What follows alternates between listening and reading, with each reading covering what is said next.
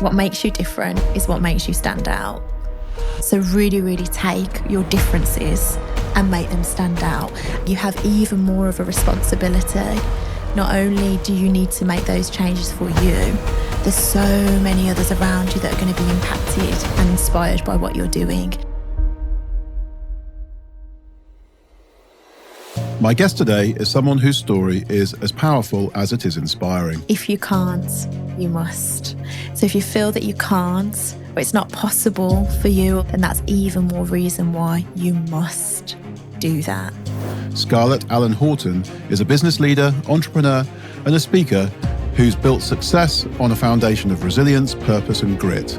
But if I looked at my life, I understood what kind of statistic I was. And I was avidly determined to change that statistic. From leaving home at 16 and becoming a mother when she was young, to reaching the final of The Apprentice and founding her own executive search firm, she's someone who's defied the odds while staying true to her values.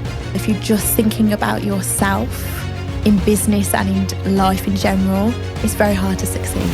But you're trying to bring people with you and you're thinking about how it impacts others as well, then as a collective, there is a win there.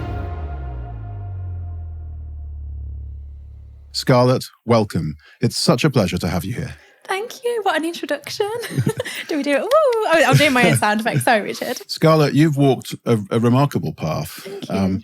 Before we dive into that journey, I'd love to ask, what would you say is the contributional moment that you feel proudest of? Oh, just the one singular moment that I feel the proudest of.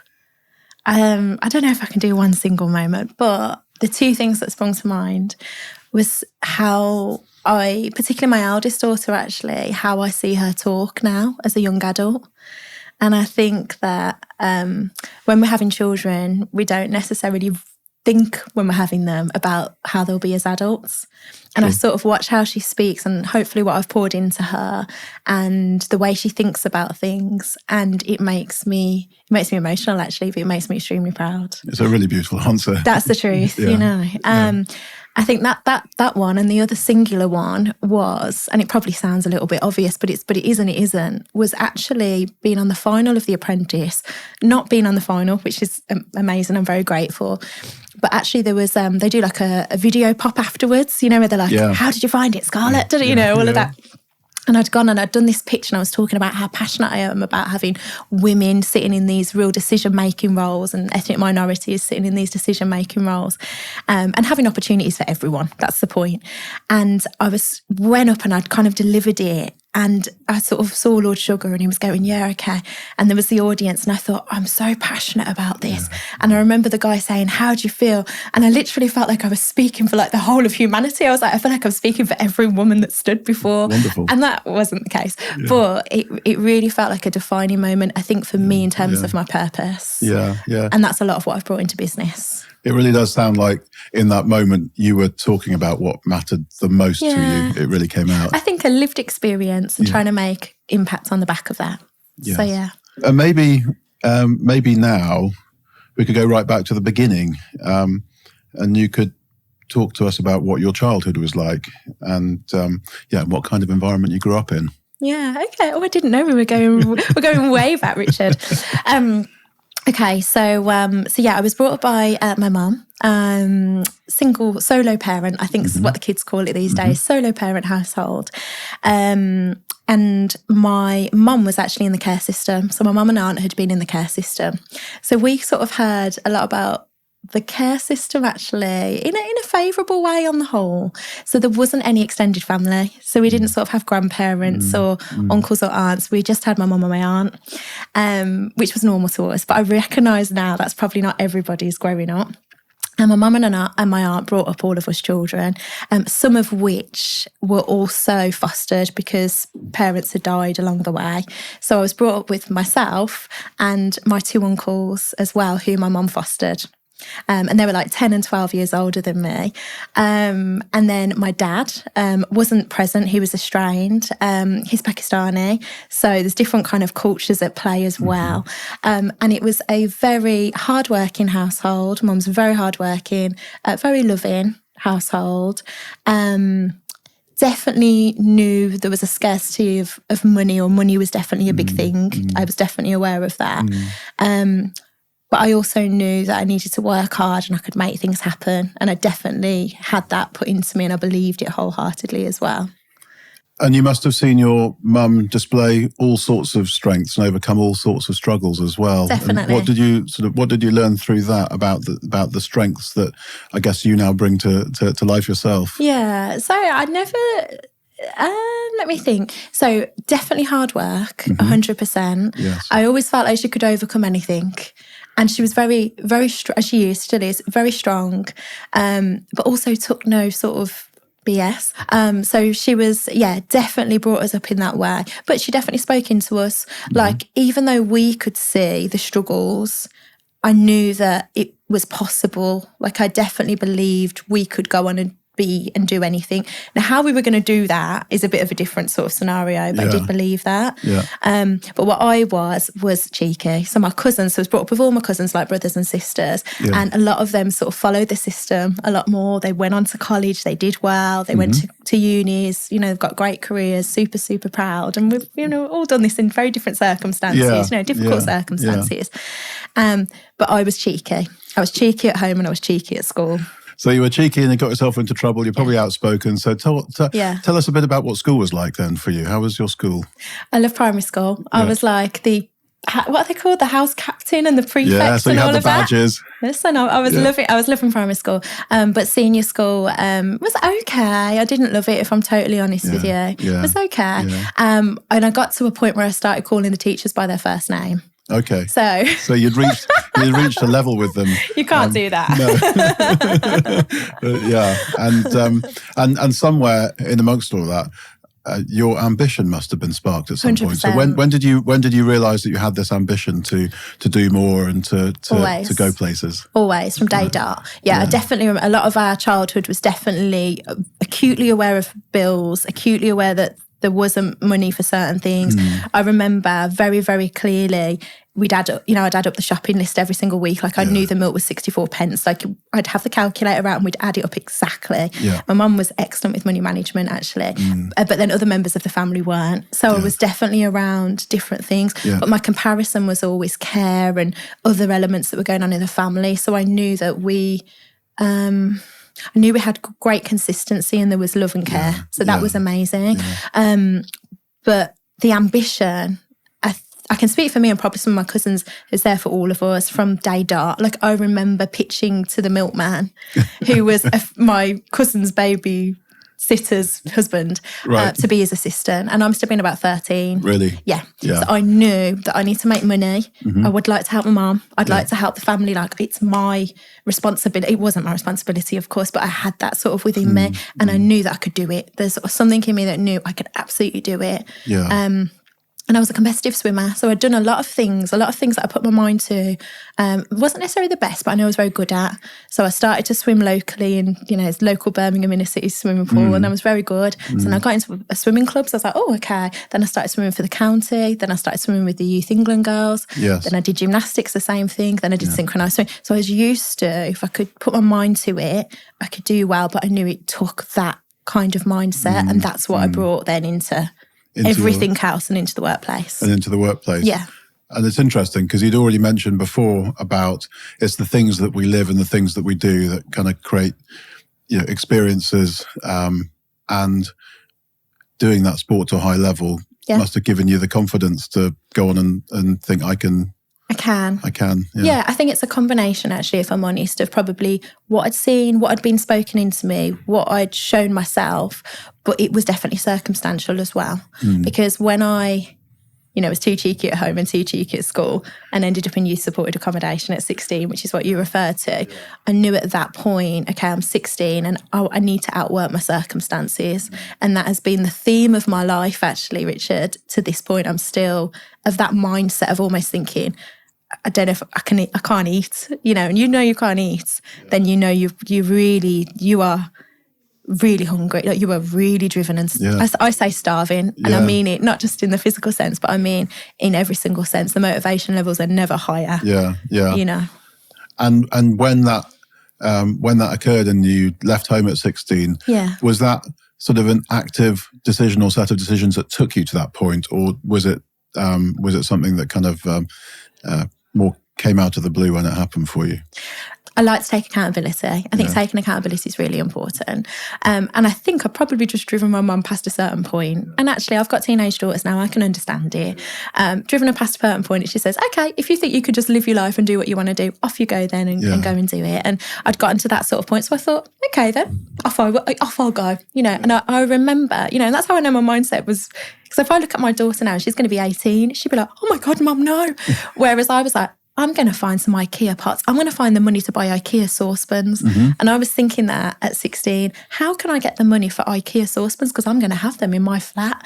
And that was my honest mindset, So it was definitely my actions, and probably my mum being frustrated with me for sure. But definitely also driven by me, I'd say at that point. And led to lots of different circumstances.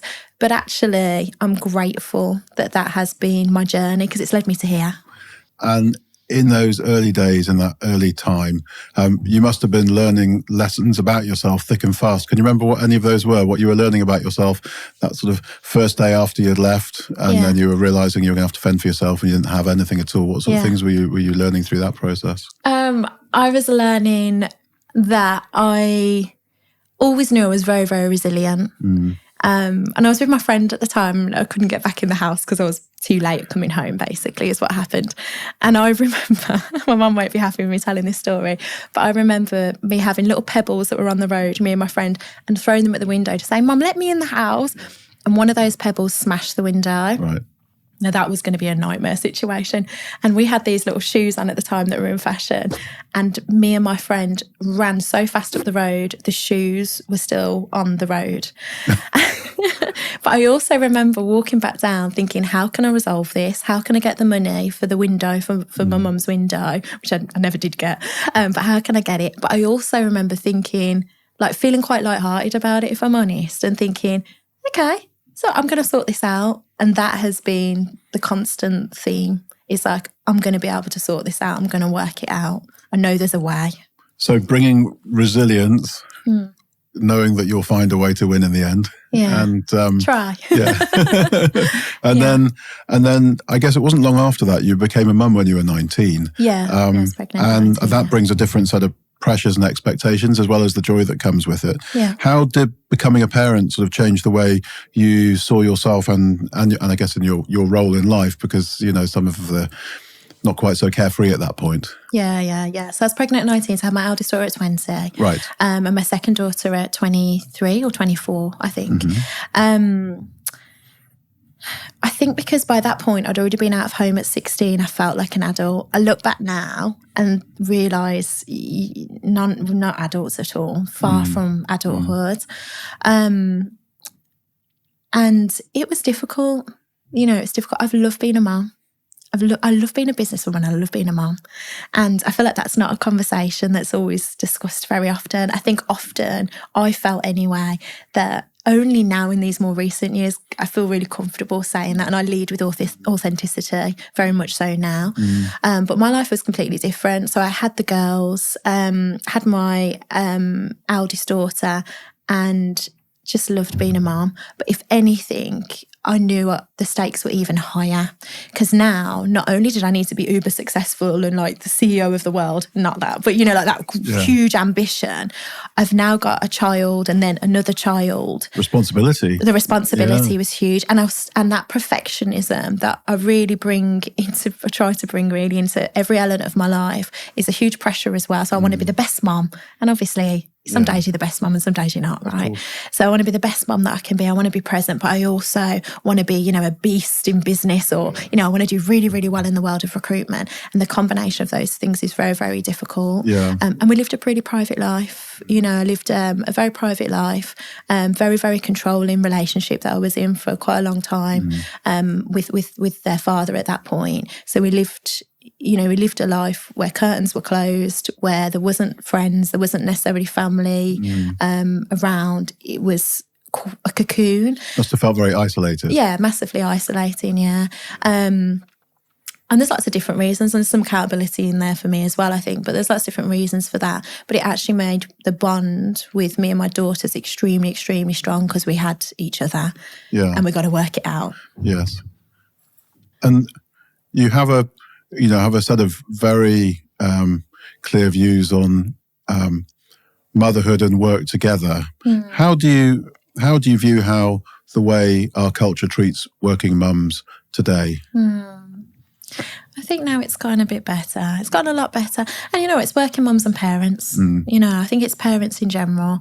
But things have changed. I think, firstly, leadership has evolved in terms of ages and just there being more of a balance at home, just culturally. That feels like it's so much more encouraged. It just wasn't. It was just different, right? But I remember going into a big recruitment, my first kind of corporate recruitment workplace. And I was acutely aware that my circumstances were completely different to my peers. Not only did I look different, I was female, I was, biracial. There was a lot of males, a lot of white males that had come from uni, great unis, got great degrees. I hadn't got that. I'd just come out of youth supported accommodation. So I come from a care system to some degree, actually. Yeah. So I'd come out of that, I'd gone into the world of work, and I knew the circumstances were completely different. But I felt I couldn't in any way be my authentic self because I needed to fit in. So I certainly couldn't talk about my home circumstances because I just thought, that won't enable me to be the best achiever, and they won't like me, or I won't fit in. You'll be judged. I'll be judged. Yeah. And I would have been judged. Yeah, the plain truth of it is I would have been judged. Yeah. And so what I did was I just didn't say that I had children. It took over a year for me to say that I've got openly be talking about that I've got children, because I thought they just wouldn't take me seriously. That must have been extremely difficult. Yeah. Trying to sort of lead two lives at the same time. And what was it that kept you going at that point when you were being stretched by the work and having to have this other self at work and then at home as well? You're clearly very driven. What was keeping you going? I got to feed my children. Yeah. That is the plain truth of it. Yeah. I've got to feed my children, and I want to make sure that, I had different friends that I was around and been around for a long time, and we'd had the same circumstances. And I could just see, I understood, if I looked at my life, and I'd had lots of support growing up, and I'd seen lots of great things as well around me. But if I looked at my life, I understood statistically what that looked like and where I was. I understood what kind of statistic I was. And I was avidly determined to change that statistic. I still am. And that's why I talk about it. I still am.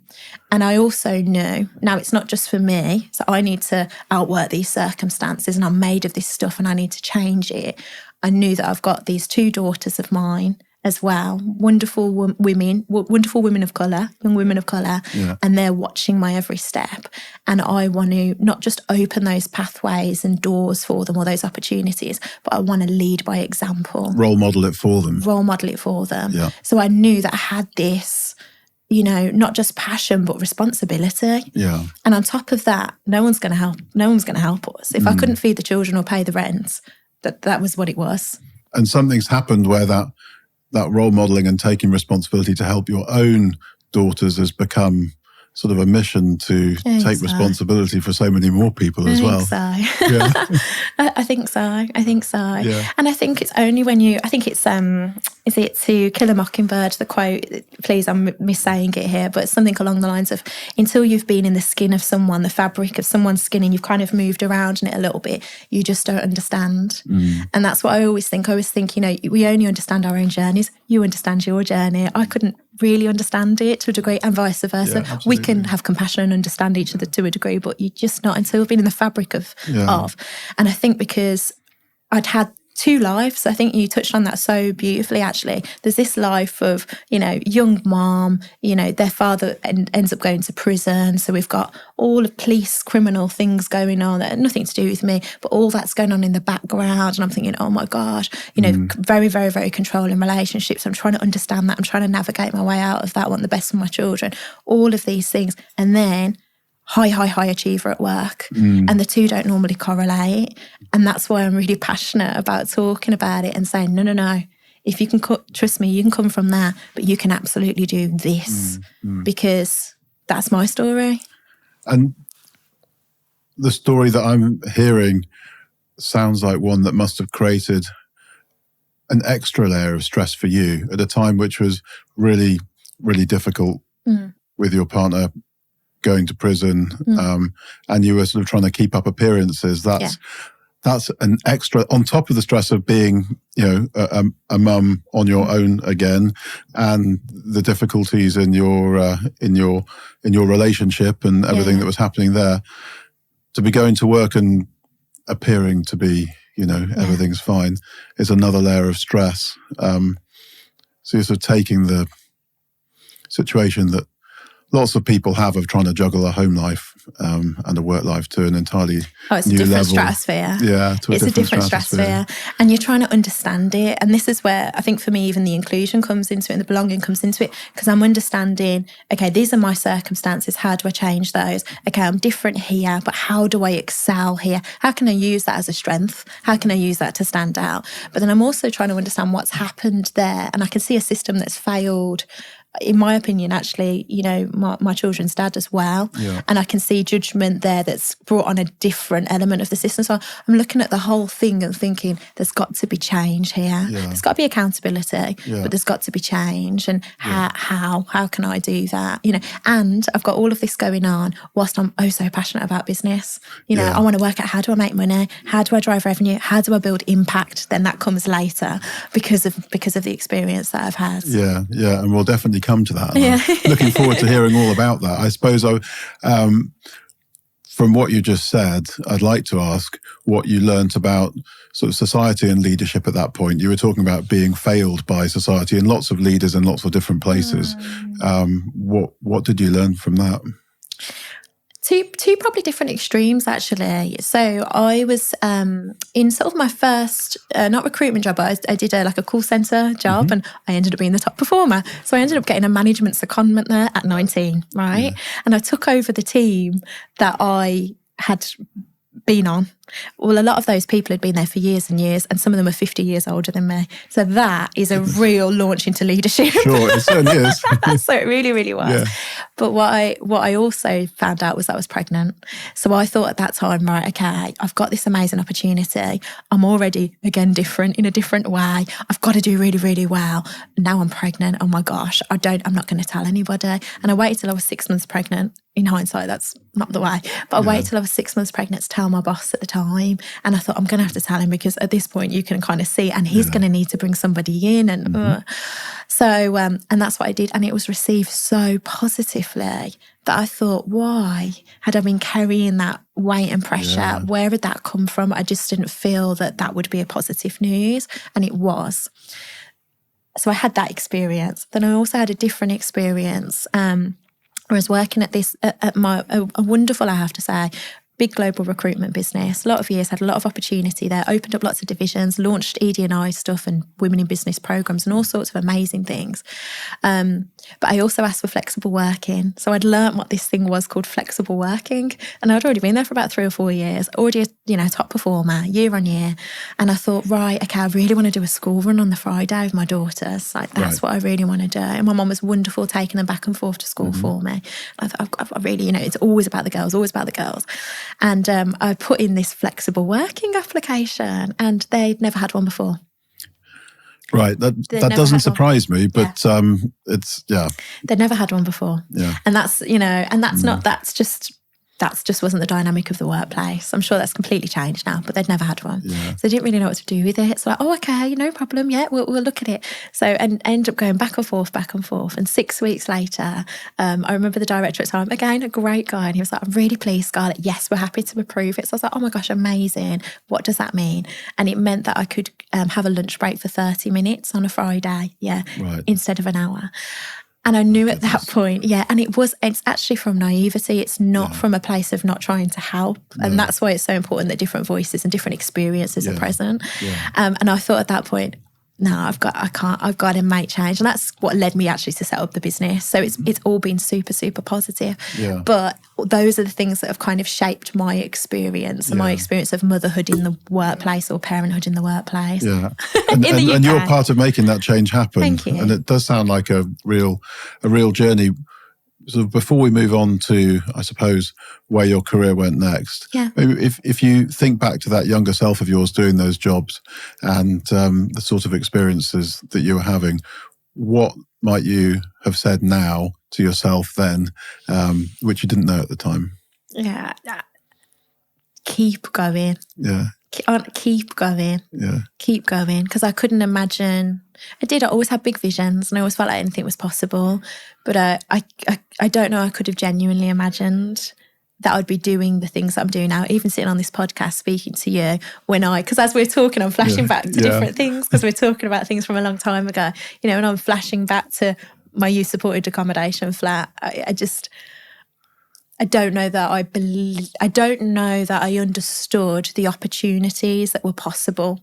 Because if you don't see something, this is why the milk round was really good. And I say this to my daughters, doing that milk round enabled me to see some houses that were only 20-minute drive up the road. I didn't realise people lived like that.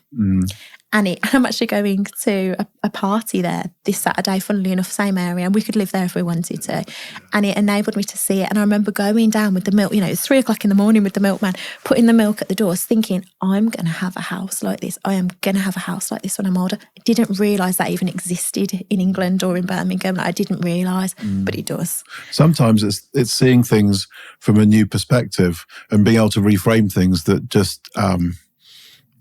it's important to us all, isn't it? Because you can get very stuck in one place and not understand, other destinations, other ways of doing things, which will be a neat point of conversation when we're talking about Edie and I in a little bit. So then there was a sort of, I suppose, a turning point for you, and I'm talking about The Apprentice. Yeah. When you first applied to do that, at that point you'd have had no idea that you were going to get to the final and that was going to be a launch pad for you in the way that it was. But what was it that what were you looking for? What were you seeking? What was the exposure you were trying to get? What sort of change were you trying to bring about through that process? Honestly, probably none. There was probably no exposure I was trying to get. Right. I lived a really private life. We'd come out of the houses with the now we're having windows that are open. I've still got like 2 friends. Yeah. Super private. Wouldn't speak to really very many people outside unless I know you. Very, very private, unless it's to do with my children or work or my mum. That was it. For a long time, up until probably 10 years ago. So it's a real change. Yeah, absolutely. And I applied for The Apprentice probably now about 5 years ago. Mm-hmm. Maybe 5.5, 6 years ago, it could be now, but about 5 years ago. Yeah. And what the reason and why really was by that point I'd got the business. I'd got Harper Fox Partners, so I'd launched that. It was going well. It was me and one other, and my mum did some hours for us. She was the first employee, as it were. And I was sitting late at my kitchen table working, and it was coming towards 11 o'clock, and I had the TV on in the background and the girls were in bed. And I saw Lord Sugar come on the TV and say, apply now, with the hand. With the pointy finger. With the hand, And I'd, of course, watched it over the years and looked at like Sadia and Tim in awe and thought, oh my gosh, always had this raging ambition and was like, oh my gosh.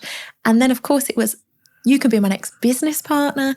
And it just clicked and I thought, I've got a business. Like for the first time I thought, I've got a business. And then I thought, no one's going to tell me not to do this. I can't do it. No, I was used to so many restrictions and so much control, and I can do it. So I thought, this will be fun. Why don't I just apply and just see if I can get to the next round? There was no more thought than that, genuinely. And I applied, literally quick online form. It was 10 minutes. It was the closing deadline was 11. Just did it and whizzed it off. And I got to the next round. I thought, that's brilliant. I'm going to go to the next round in Birmingham. This is just good. I was just thinking, this is good to build my confidence. That's what I was thinking. I was coming from a place of like decimated confidence, but knew I was very good at work and knew I was a good mom. But me personally, if you asked me much about Scarlett, I wouldn't have been able to tell you. You'd had a hard time and this was an opportunity for you just to try something different. Try and build my confidence. And that probably is surprising almost for people. They're like, what? But that is, I think when you're in controlling relationships, you lose your sense of self. You just don't even know what food you like. Like that is to that kind of degree is what I'm talking. So it's like, so it was literally just a building process. So I just thought, okay, that's amazing. I'm going to go. And I went in there and then I got through the next round and I got through the next round and I got through the next round. And I kept thinking, gosh, and I'd never even left my children overnight. So I wasn't thinking I was going to be leaving my children for a number of weeks, which is what it was. And I got through to the end and they said, yeah, Scarlett, we'd really like you to come on the show, but we don't know if you can because of your circumstances. We don't want there to be any issues. So we're going to need to get permission from your ex-partner's, my children's dad's parole and make sure everything's going to be okay if you were to kind of come out openly. And at that point, I just thought, I still might not be able to do something again. Yeah. There's still impacts. And it all came back absolutely fine and he was supportive, which was wonderful. And it all came back absolutely fine. But I didn't know until a few days of being able to go in there. So I hadn't had the weeks of preparation that maybe some of the other candidates had. They're worrying what dresses to put on. Yeah. I'm thinking, I don't even know if I can do it. And then I've got to make sure I've got money for the children whilst the business is running, all the normal stuff, right? So all of the stuff you talked about before, yeah. when you were a working mum, trying to hold down a complicated home life and be a top performer at work was sort of coming back to you again here. Was back. Yeah. And now I'm thinking to myself, my worlds are about to collide because I'm used to being Scarlett in the workplace, get my head down, do well, smiling, lovely, but like that.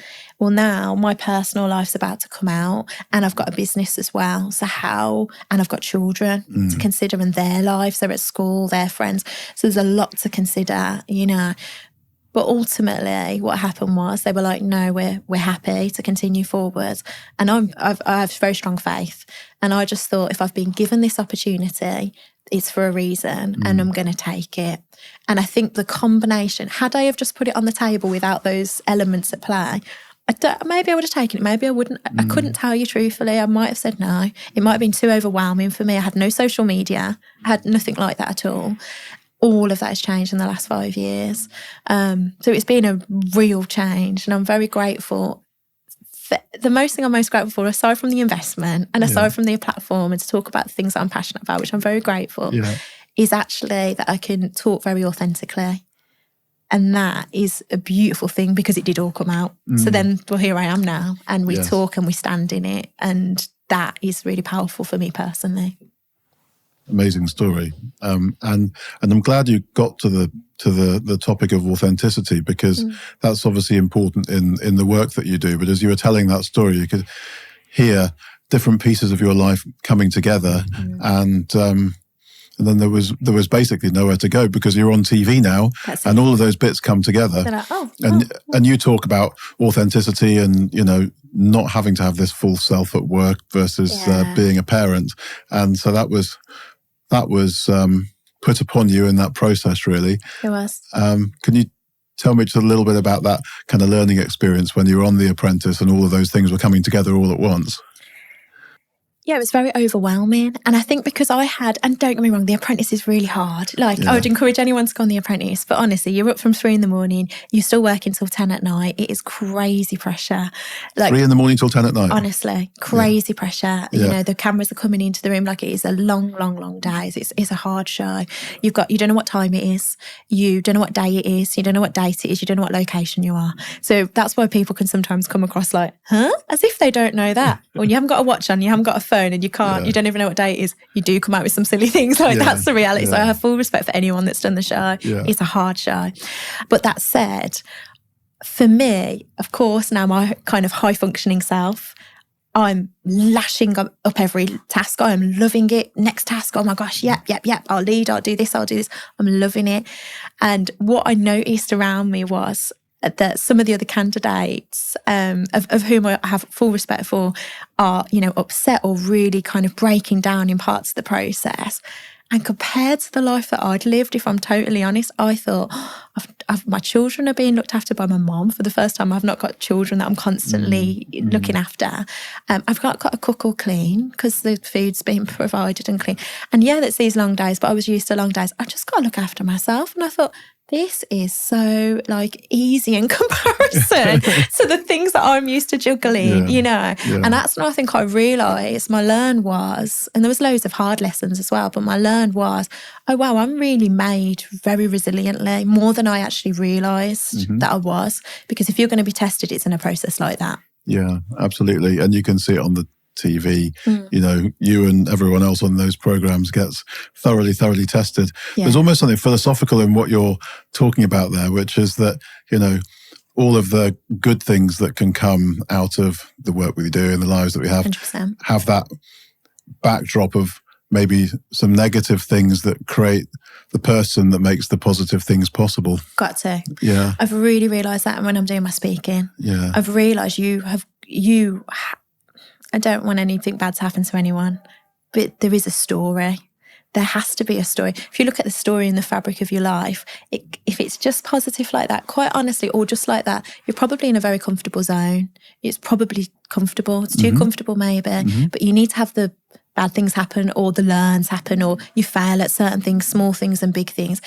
All of them things have to be welcomed as well because that's part of the story and that is what shapes you. That's what shapes you as a human being. And, you know, the human experience is sticky and it's messy and it's amazing and it's wonderful and it's loving and it's awful. It's all of those things. We are human beings. Yes. And that's the difference between AI and us, isn't it? As it stands anyway. So, for now. We'll see what it's like in 6 months' time. But, 6 weeks.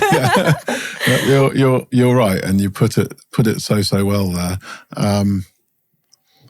I've got one more question about The Apprentice. Yeah. Because it's a very individualistic kind of show, and it's looking for, you know, an apprentice, and that's going to kind of make everybody work for themselves. But there are elements to it where you've got to work as a team, and that's very true in the work that we do in business. It's the relations between people that make great things happen.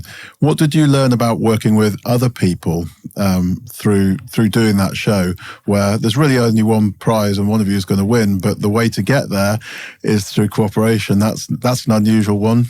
What did you learn? Yeah, it is. I learned a few things. So I learned that people sort of do have issue, like everybody's got their own things they're dealing with. Yeah. Everyone's got their own things they're dealing with. And I think when you start to understand that, you're able to connect. And that's where I try and come in with some of my walls down now. I'm quite open because it enables you to connect at a different level very, very quickly. And I saw that and I noticed that on the show, and I saw that I was able to do that and other people were able to do that. And those were the strong relationships, you know. Yeah.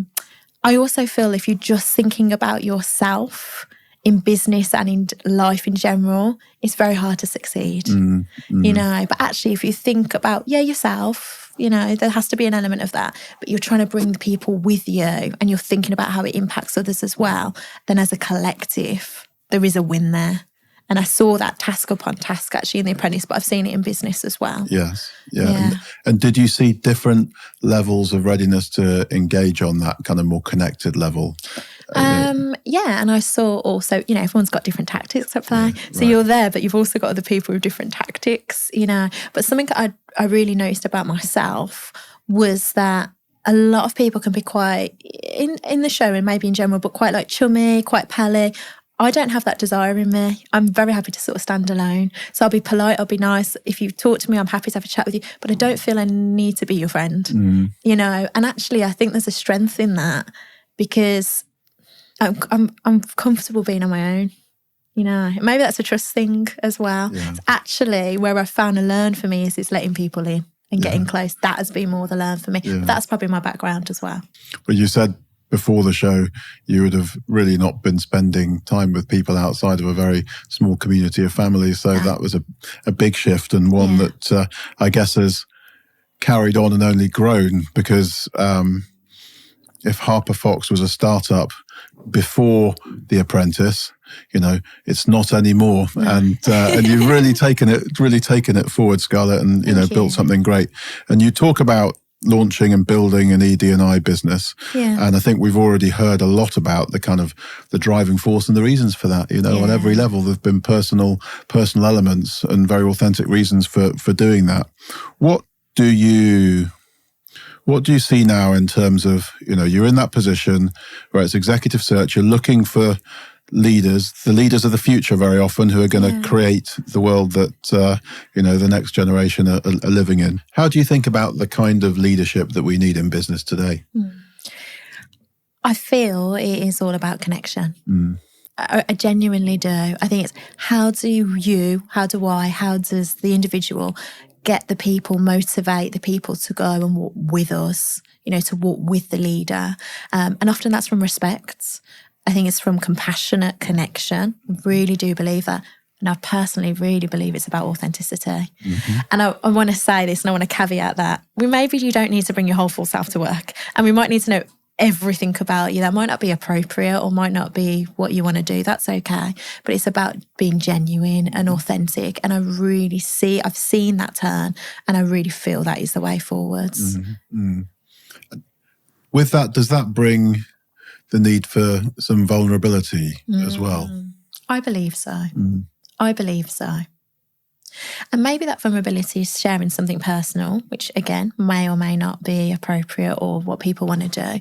But that actually might be vulnerability around feedback. That might be vulnerability around your own ideas and strategic plan, and actually really saying, this is what I believe we should do. What are your thoughts? How can you contribute to this? And being open to that. Because I've also come, and I'm sure you have as well, come from places where this is what it is and this is what I said, right? And I think them days have gone. Yeah, I think those days have gone, and it's a learning experience. And if I look back to my own way of leading in the past, I'd have been just as guilty as the next person of saying, right, here I am with my confident plan, and we're all going to do this, and we're all going to be successful, and not actually betraying that I know real certainty to that, and creates more stress for the individual doing that, and this was my experience, and a lot less buy-in from other people. And ego, maybe? Is ego part of that? I don't know. Of course it is, yeah. Ego's a big part of it, and we all have things that happen, I hope, opportunities in life which start to help us kind of dial down the ego. We have realizations, and so that's part of the interesting thing, isn't it? Not everybody is in the same mindset to be more vulnerable, to be open to a connection as others. And actually the way leadership's often role modeled in the world at the moment, vulnerability is seen as a bad thing, isn't it still? Yeah, I don't believe that. I think vulnerability is the root and the heart to kind of everything, actually, and opening up everything. Even looking at the vulnerable parts of the business, we just call them risks. So it's it's all of those kind of conversations. But there is a balance of that, and I understand that as well. Yeah, of course. And so we were talking about this a little bit before we got to recording. You take a word like inclusion at the moment, it's become a bit of a buzzword, which then makes it actually harder to get to the essence of what you're trying to communicate and what you're trying to promote. How do you think leaders should engage with ED&I given that difficulty? I think authentically. Yeah. Authentically. There are so many environments that I'm in that talk about EDI and talk about inclusion, and there's no real interest in those areas. And for others, the opposite is true. But I actually, and it goes back to how we were just talking about leadership, and that's really important. It's how do we create a sense of belonging? Well, the only way we can do that is maybe to understand other people's stories. All right. And we never walk, goes back to the fabric of the skin. You're never going to necessarily be inside their skin and really understand it. But there's an element of understanding by just having the conversations.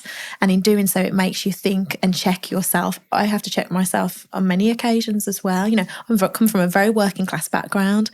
I might be around in rooms where people are really well spoken. I've had to check my bias, and I'm judging them. I've no idea on their background and their experiences, and I'm just assuming, they've had a different experience to me. So it goes both ways in all different ways. It really, really does.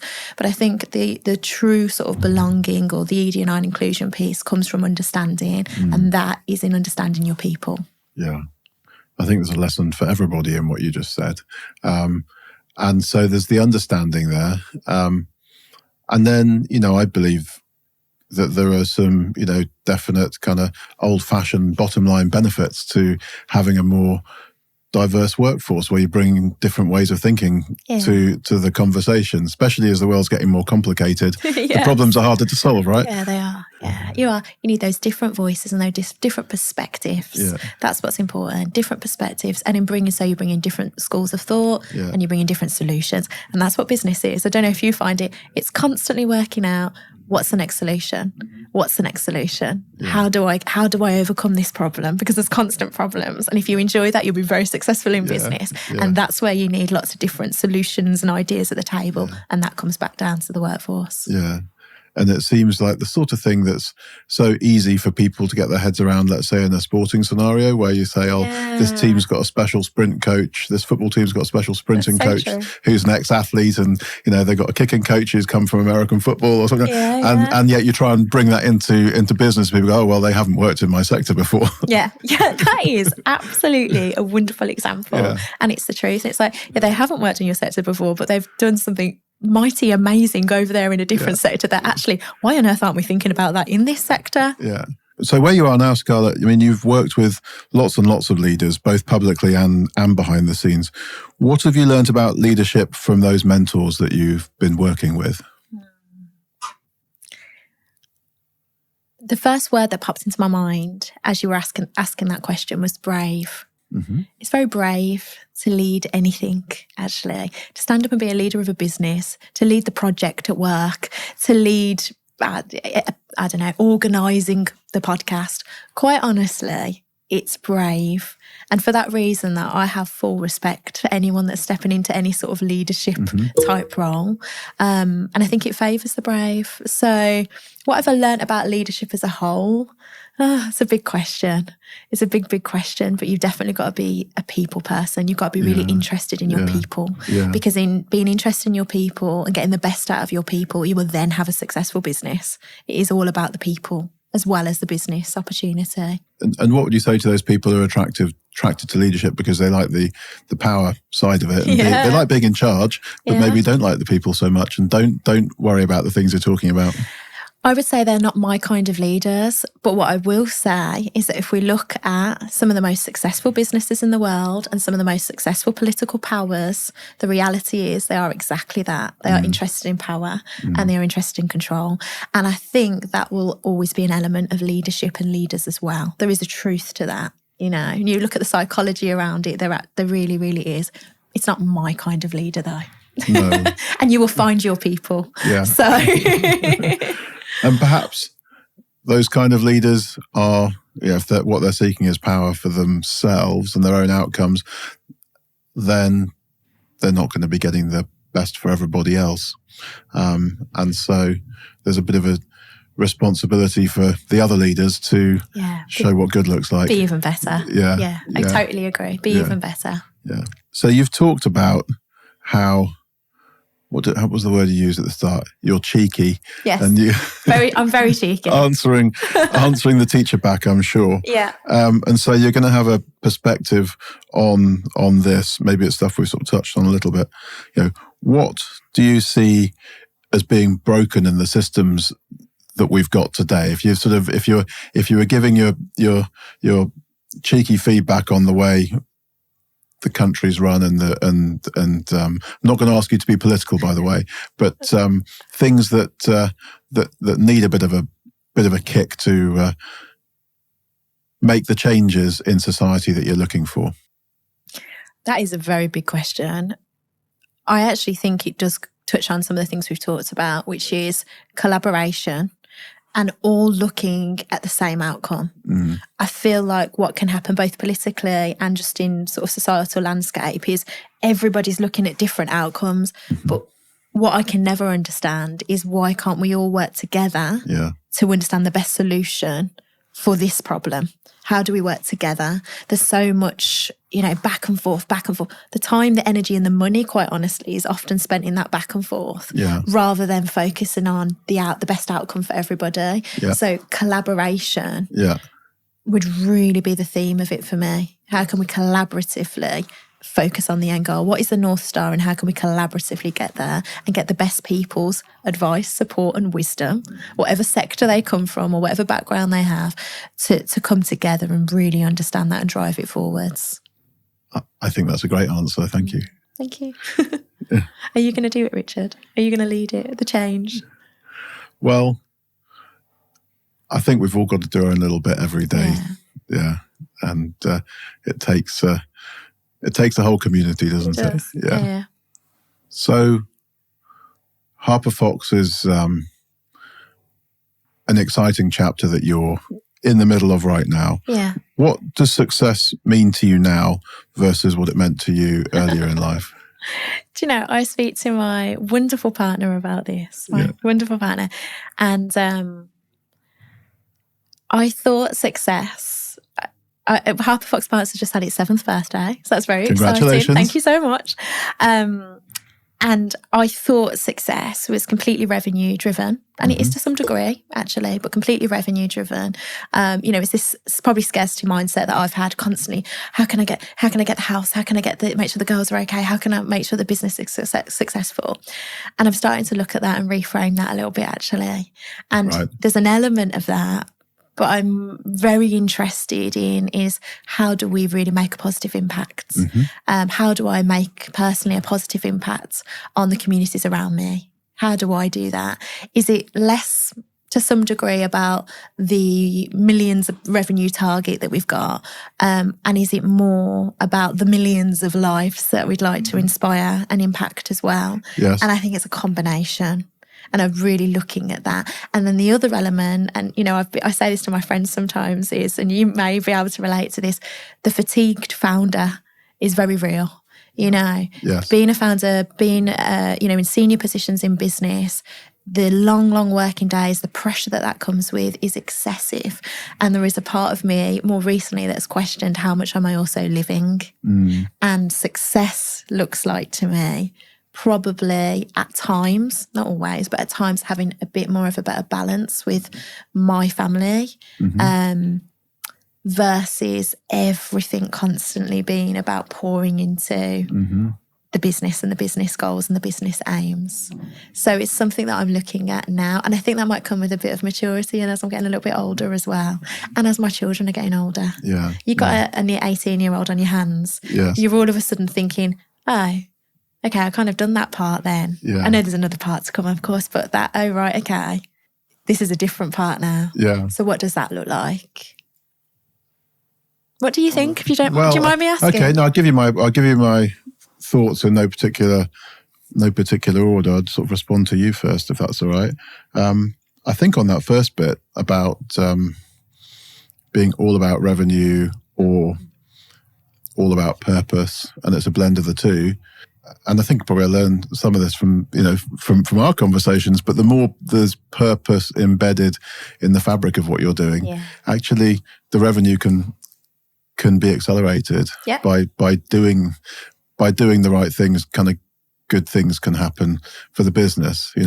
We talk about it as companies having the right mission and the right values, and abstract it to the point of a few words that everyone's a bit bored of hearing now. Yeah. But the truth is, if you're doing something that kind of gets people's kind of energy going, then they're going to work harder for it and they're going to do more. There. And and if that's contributing back to society, then it's bound to do that, isn't it? Wholeheartedly agree. I actually think that's the way that the workplace is going. Yeah.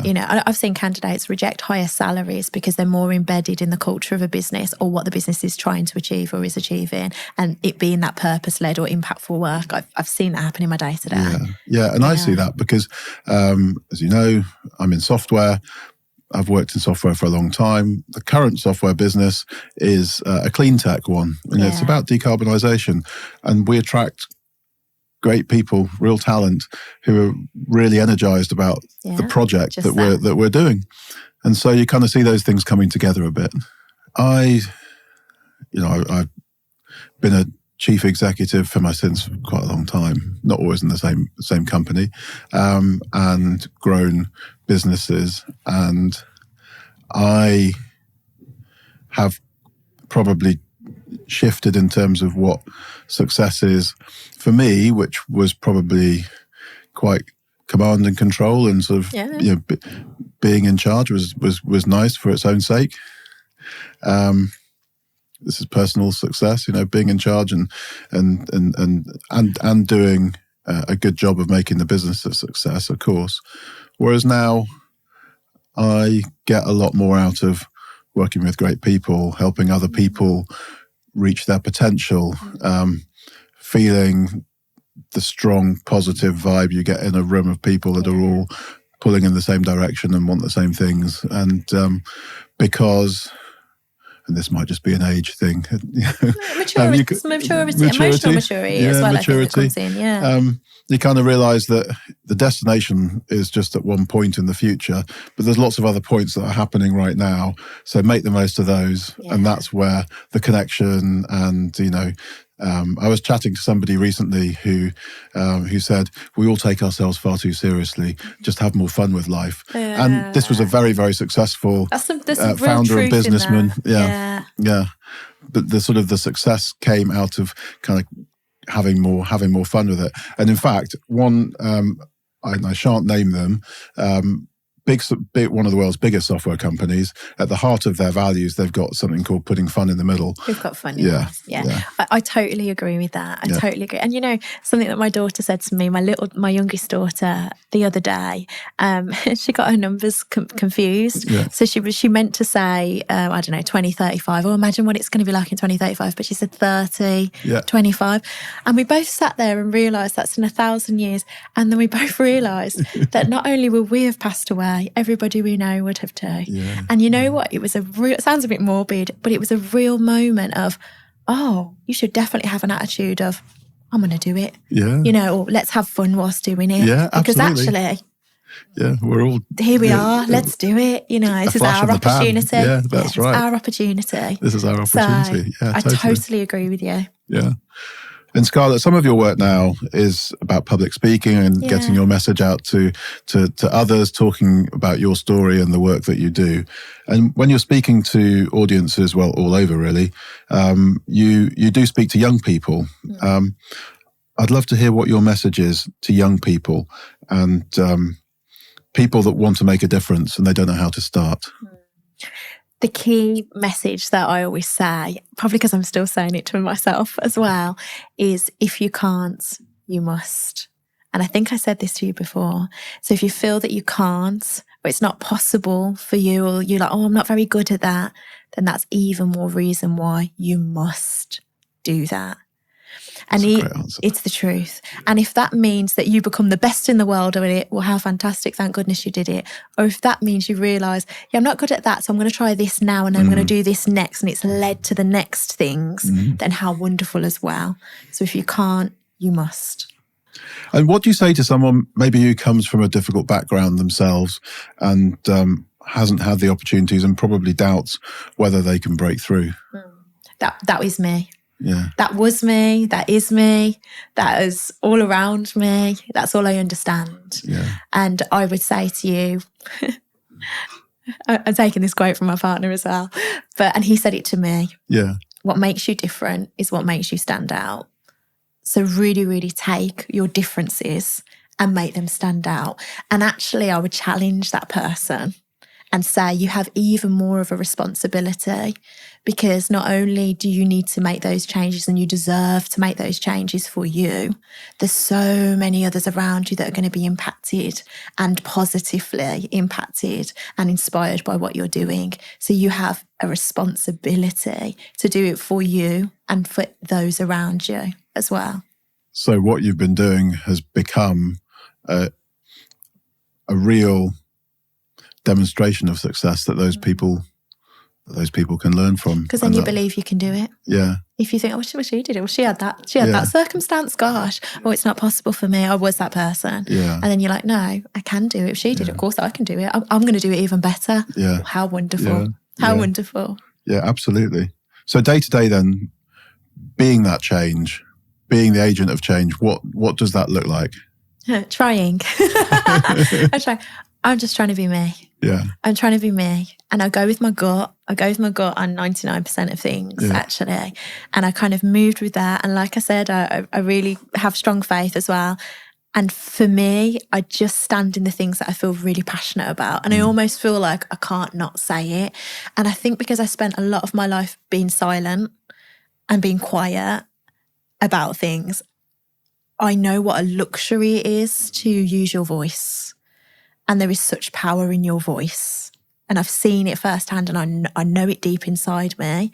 So I use my voice and I operate in the way that the things that I would like to see, the way that I would like to be treated, or what I needed maybe 10 years ago, 5 years ago, 20 years ago. That's how I lead. And it will be for some people and not for others. And that's okay too, because you're not for everybody. Yeah. Something deeply instinctive about taking the things that you know are right for you as a leader and doing them. Yeah. Yeah. And I was having this conversation with somebody this morning about how the data and the analysis is important. And yes, it has a place in leadership and to make your decisions. But ultimately, if you have a bit of a feeling about something, don't ignore it. Definitely. Yeah. Definitely. That is your intuition. That is your gut. You know, you absolutely got to lean into that as well. And I'm all for the data too. I am. But there's an element of that, and it's really powerful and it's really important. Yeah. And again, that's what makes us the human being. It makes us the being in the human. Yeah. And it raises all sorts of interesting questions about with artificial intelligence. And is that an opportunity for people to rely more on their intuition when some of the data and analytics work is now available, you know, on tap? I think a combination of the two. Yeah. I'm the first person to be asking AI a question and asking it to challenge my thoughts around this, you know, or get advice on this. But I absolutely balance that with how I feel inside and what I feel is right. Because I know, and this is the most strongest thing I know now, if I fail, it's fine. It's only still bringing me a step closer. Yes. That I never thought to be the case. I know there's lots that can be counting on that sometimes. Business, shareholders, employees. So it's easier, way easier said than done. But I know it's bringing me a step closer because my journey has taught me that. Yes. And so then sort of on to you a bit more, Scarlett. And I was going to say, you know, well, they say it's lonely being at the top, and you carry so much for your business and for your family. How do you take care of yourself? Yeah, I don't know, Richard. Do you know, that is something I need to work on more. It's something I need to work on more. Yeah, that is the truth. And I think because I can be on a runaway train of lots of different ideas, lots of different things I want to do. Yeah, lots of different things I want to do. Doing a lot of those things, quite honestly, trying to be the best or the best that I can possibly be, you know, really trying to execute with excellence all the time and everything is very exhausting. And the reality is that has meant that I think that I haven't always prioritized maybe what I need because I'm always thinking about others. So it's something that I'm thinking about now. I can't say I'm even actioning it completely, but it's something I'm thinking about and realising, and it's probably a deeper sort of rooted thing, but realising that I deserve to think about that for me and we deserve to consider ourselves properly as well and look after ourselves properly. That sounds like the intuitive answer answering itself, which is that, you know, and maybe back to the emotional maturity stuff, which is you're reaching a point where, you know, the rocket ship keeps taking off, but it needs to refuel some way as well. And so right now, who do you go to, or what do you go to draw strength to kind of keep you going? So faith, definitely faith, 100%. The conversations that I have in my head a lot as well. Absolutely my partner and my children as well. And I have, for the first time, I've gone from, you know, having a really, really small circle, and I'm still protective about who's in that circle, and I think that's important, to now I've been watering these friendships so much, you know, these different relationships in my life. I say now it's like the botanical gardens. I can't keep up. I'm like, oh my goodness. But there's so many wonderful people that you can have around you. And I didn't realise that to be the case. I'm only understanding that in very recent years now, that actually really important. Yeah, you surround yourself with the people that are doing great things. You know, they say, oh, you know, you're reflective of the 5 people closest to you and all of that. Yeah, okay. You want people that are doing great things and have got great ambition, but you want good people around you that want the best for you, that speak into you and you into them genuinely. And if not, then you know what? It's wonderful to stand on your own as well. Yeah. That's a better place than not having the right people around you. Yeah. So that has been my biggest learn, and that has been recent learn, and it has changed my whole life. Cultivating connections and relationships with more people. Yeah. That's a message in a backdrop of a world where we talk about digital disconnection and people being more isolated because they've got, you know, their heads in their devices all of the time. So that's a really wonderful thing that you're doing. Yeah. It's new. It's really new territory for me. It feels uncomfortable sometimes. I go and speak. I have an amazing opportunity speaking on a podcast with you today. I do all of these things, but there's a very strong introverted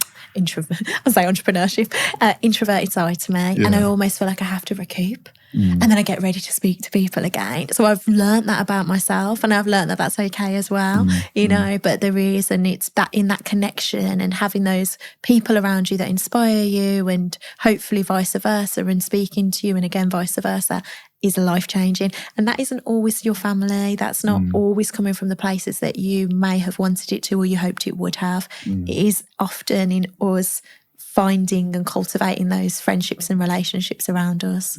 So yeah, a big learn for me, but a life-changing one. And an easy, on one level easy, I suppose, takeaway for leadership as well. Cultivate those relationships, develop trust with people, and share the load of what you're doing. Yeah, water your people. Yeah. And so, looking ahead now, Scarlett, what are you excited about? What's next or on the horizon for you? So, oh gosh, in so many different areas, Richard. So looking ahead, I'm really, really excited to continue to blend my family and grow in that way. That's like my number one priority, really, and the children. To continue to renovate the house. Yes. It's been this big vision project that I was showing you. Well, it's well on the way, isn't it? It's on the way. We're trying to find the windows. And that's another example. I'm like, I've got this vision and I'm going to do it. And, you know, I'm going to get there and we're going to do it. And that's kind of been a physical foundation of building, actually. You know, we've moved house a lot. So it's really important to me that there's this home now. And it's like a family home as well. So I'm really excited about that. And that's a journey. And it's been quite the pressurized journey, let me tell you, and I'm very much still on it. And then business-wise, is to continue to really impact and positively impact my team, actually. And that's something that I don't think we always talk about. And I always say to my team, you know, we built the business, which is wonderful, but we don't just work for the business, we want the business to work for us. So it's really important that the business that we put our wonderful hearts and souls into and time into really works for my team as well. You know, that is my number one, actually, in terms of the business, outside of the revenue. And we want to do this with this client and we want to do that. Yeah, that's absolutely wonderful. It's what drives me. But my team, really seeing the benefits of that is crucial to me as well as.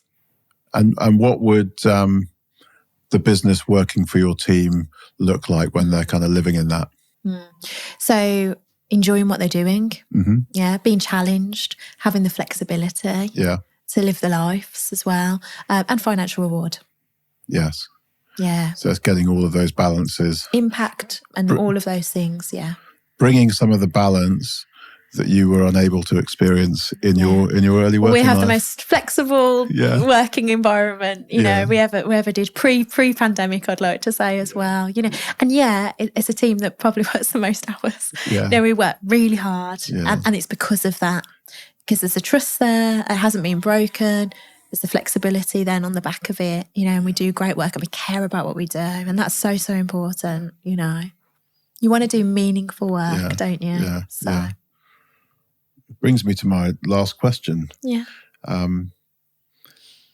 So if someone was listening to this podcast in 5 years' time, what was the message you'd want them to take away from this conversation?